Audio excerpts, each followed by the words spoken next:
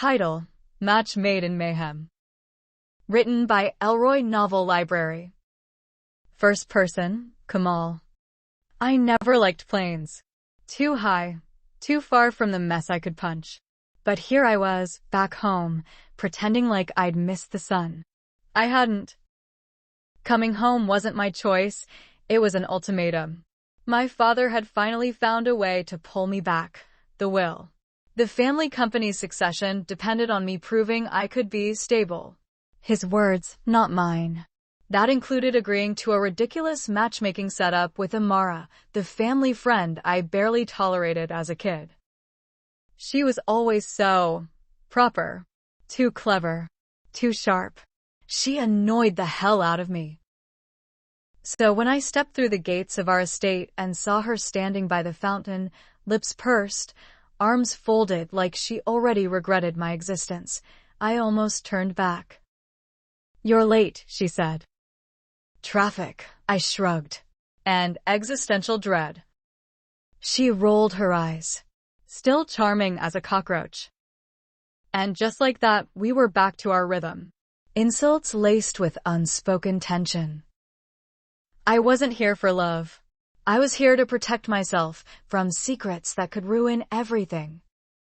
Because they didn't know where I'd been, what I'd done, or who might have followed me home. First person, Amara. I didn't ask for this. Matchmaking? In this decade? But saying no to Kamal's mother was like slapping God in the face, and I liked my peace. Kamal was worse than I remembered. Taller, yes. Broader, sure. But still infuriating. The way he strutted around like the world owed him freedom. But I wasn't that quiet girl anymore either. Still, something about him felt off. His smiles didn't reach his eyes.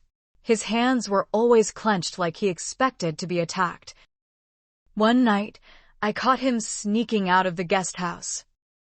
So I followed. And what I saw wasn't the playboyer. It was a fighter. In a low-budget underground ring. Blood on his cheek. Rage in his eyes.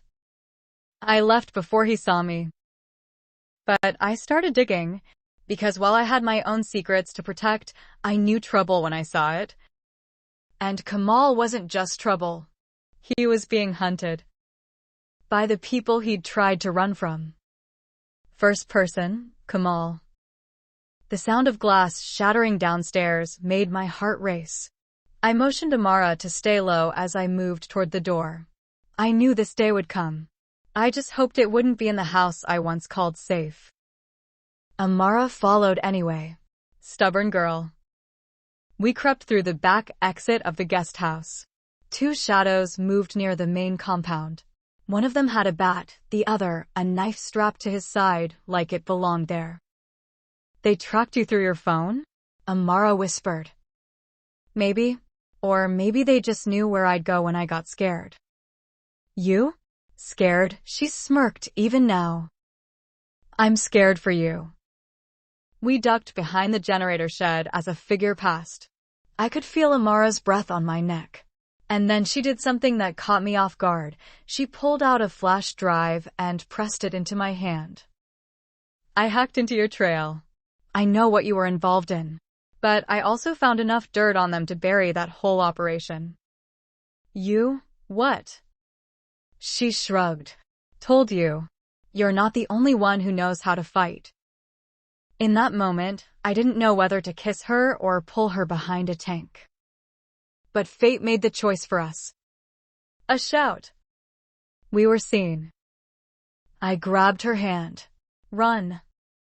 We dashed through the side gate, adrenaline thundering in our ears. The goons chased, shouting threats in a mix of English and foreign language. I doubled back around the compound, luring one away from Amara. He caught up fast, swinging the bat wildly. I dodged, grabbed a garden spade, and fought back like I was in the ring again. One hit. Two. He dropped. Amara screamed from the other side of the yard. The second guy had cornered her. "Drop it, or I'll hurt her," he growled. I froze. Amara didn't. She kicked him where it hurt and slammed a fire extinguisher straight into his gut. He collapsed in a heap. "Remind me never to underestimate you again," I said, breathing hard. "You never stood a chance," she smiled. Police arrived minutes later, called by the night guards who'd hidden during the fight. We gave them everything. The files, the names, the evidence. It was over. Almost. First person, Amara. Weeks passed. We didn't speak much about what happened. It was too much, too fast. But something changed between us. We understood each other now. Pain, secrets, strength. One morning, I found Kamal on the balcony, staring out at the sunrise. He looked lighter. "I'm leaving the Fight Club scene," he said. "For good." "I know. I want to start a legit foundation for street kids. Help them channel that anger, that pain, into something better. You'd be good at that." He looked at me. "And I want you there with me. Not because the families want it. Not because we're a perfect match on paper. But because you saw me, the real me, and didn't flinch." I smiled. "Deal. But I'm not your sidekick. I'm your partner. Equal ground." He nodded. "That's the only way I want it." Epilogue. They say love finds you when you stop pretending. When you stop performing. We were two storms forced together, but in the chaos, we found calm. In fire, we forged something real. And this time, we chose it for ourselves. The end.